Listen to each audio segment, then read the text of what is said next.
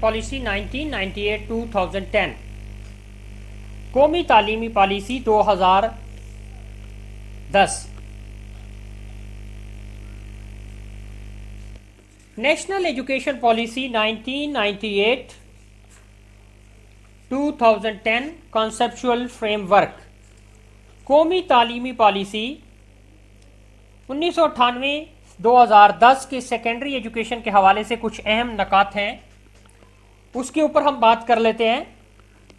Importance of students personality development. हम ये देखते हैं कि सानवी दर्जे की तालीम पूरे तालीमी निज़ाम की अहम तरीन सतह है। एक तरफ तो ये मुल्की मईशत के लिए दरमियानी दर्जे की वर्क फोर्स मुहैया करती है और दूसरी तरफ आला तालीम के लिए तलबा को तैयार करती है। लिहाजा सेकेंडरी तालीम में बेहतरी के लिए ऐसे इक़दाम किए जाने चाहिए जिससे लड़के और लड़कियां जहां आला तालीम के लिए तैयार हों वहीं बामकसद और मुफीद अंदाज में अमली ज़िंदगी गुजारने के भी काबिल हो सकें। Preparation for higher education, female access to secondary education, female access to secondary education, academic and professional improvement of teachers, balance between science and humanities teachers, removing differences of staff and budget, integrating of technical and vocational education। हमारी गुफ्तगू का ये हिस्सा रहा है कि secondary education उम्र का वो दौर होता है जिसमें बच्चे बलूगत को पहुंचते हैं, और बलूगत वो उम्र है कि जो जिंदगी का इंतहाई नाजुक दौर होता है। इसमें बुनियादी फहम और रवैये शख्सियत का हिस्सा बनने लगते हैं, जबकि बच्चों को मुआशरे में बालिग शख्स की हैसियत से किरदार को समझना पड़ता है। तो पर्सनालिटी डेवलपमेंट जो है वो अहम फोकस रहा है उस बात पे इस पॉलिसी का।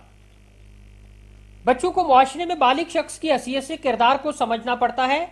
असातिज़ा और माहिरीन तालीम के लिए ये सुनहरी मौका होता है कि वो सेकेंडरी एजुकेशन के 4 सालों में बच्चों को जितना भी अच्छी खसूसियात से मुज़य्यन कर सकते हैं वो कर दें, ताकि वो अपने रवैयों के एतबार से मुस्तकबिल में पुरअमन जिंदगी गुजार सके। माजी में नाकाफी कोशिशों और सरमायाकारी की कमी की वजह से सेकेंडरी एजुकेशन हुकूमत की सही तवज्जो पर पूरी तरह हासिल न कर सकी। नाहांदगी के दायमी मसले और साइंस और टेक्नोलॉजी के शोबे में पसमानदगी हुकूमत को मजबूर करती है कि वो इन दोनों शोबों को सबसे ज़्यादा तरजीह दे। So it is the responsibility of the government that it should take stance and practical measures to improve the secondary education at grassroots level, because this is a very important phase of students, phase of teaching learning process, क्योंकि इसी phase में हम बच्चों को अमली ज़िंदगी गुजारने की तरफ लेके जा रहे होते हैं। लिहाजा सबसे ज़्यादा ज़रूरत अब सेकेंडरी एजुकेशन पर तवज्जो देने की है, जिसके साथ साथ प्राइमरी एजुकेशन के मेयार को बेहतर बनाने और बच्चों का जो ड्रॉप आउट रेट है यानी स्कूल छोड़ जाने का जो रेट है वो भी बेहतर होना चाहिए। बच्चे स्कूल ना छोड़ के जाएं, स्कूल में रहें, पढ़ाई के साथ मुंसलिक रहें। हमारे मुल्क में ये बहुत बड़ा मसला रहा है कि बच्चे जो हैं वो स्कूल छोड़ जाते हैं, इसलिए इस अमर की तरफ ही तवज्जो देने की बहुत ज़्यादा ज़रूरत है। फिर बजट के हवाले से, जो स्टाफ के हवाले से प्रॉब्लम्स हैं, इश्यूज हैं, टीचर्स कम हैं, उस पर भी गौर करने की बहुत ज़्यादा ज़रूरत है। तालीमी अमूर को, तालीमी मामलात को मद्देनज़र रखने की बहुत ज़्यादा ज़रूरत है। इसके अलावा ये जो वोकेशनल और टेक्निकल एजुकेशन का मरबूत और मुतवाज़न निज़ाम है उसका इख्तियार करना बहुत ज़्यादा ज़रूरी है। इसके अलावा इस बात को यकीनी बनाया जाए कि जो लड़के और लड़कियाँ सानवी तालीम के ख्वाहिशमंद हैं लाजमन उन्हें दाखिला दिया जाए। तदरीसी मवाद को काबिल अमल और काबिल तरगीब बनाया जाना बड़ा ज़रूरी है। आर्ट्स और साइंस के तलबा का जो तनासब है उसको बेहतर करना बहुत ज़्यादा ज़रूरी है। अब देखें कि ये जो पॉलिसी है ये कितनी एक कॉम्प्रिहेंसिव किस्म की पॉलिसी थी कि अगर इस पे हम अमल करते तो बहुत ज़्यादा इम्प्रूवमेंट, बहुत ज़्यादा बेहतरी आ सकती है हमारे एजुकेशन सिस्टम में। नेशनल एजुकेशन पॉलिसी एम्स इसके क्या थे, इसके जो अहदाफ थे, इसके जो मकासद रहे हैं वो क्या रहे हैं? Education powerful agent for mental physical ideological and moral training of individuals, کہ تعلیم کیا ہے، کہ تعلیم طلباء کو پیشہ ورانہ تخصیصی تعلیم کے ذریعے سے ان کی ایک ذہنی، جسمانی، نظریاتی اور اخلاقی تربیت کا ایک پاورفل ایجنٹ ہے۔ تعلیم کوئی ایسی چیز نہیں ہے، عام سی بات نہیں ہے۔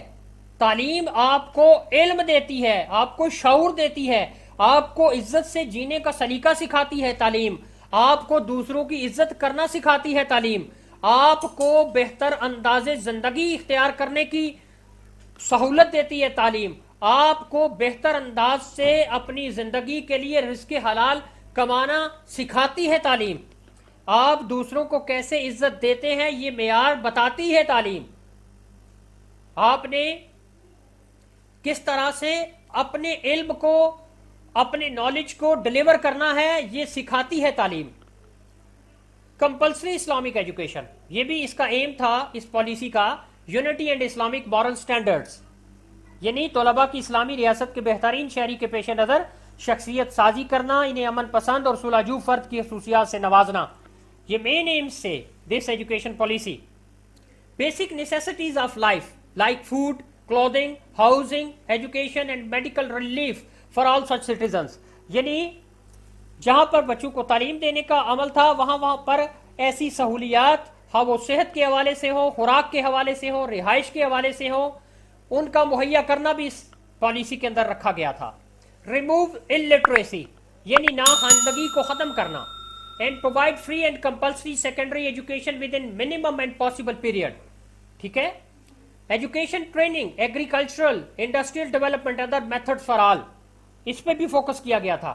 Discouragement of racial, tribal, sectarian and provincial biases, یعنی صوبائیت، لسانیت، تفرقہ بازی، قبالی جو ایک ہمارے اندر تعصب پایا جاتا ہے اس کو ختم کرنا اور اس کی حوصلہ شکنی کرنا بھی اس کے اندر شامل تھا، یعنی ہم کہہ سکتے ہیں کہ ایک آپس میں صوبائیت، ہم آہنگی پیدا کرنے کا ذریعہ تھی یہ پالیسی۔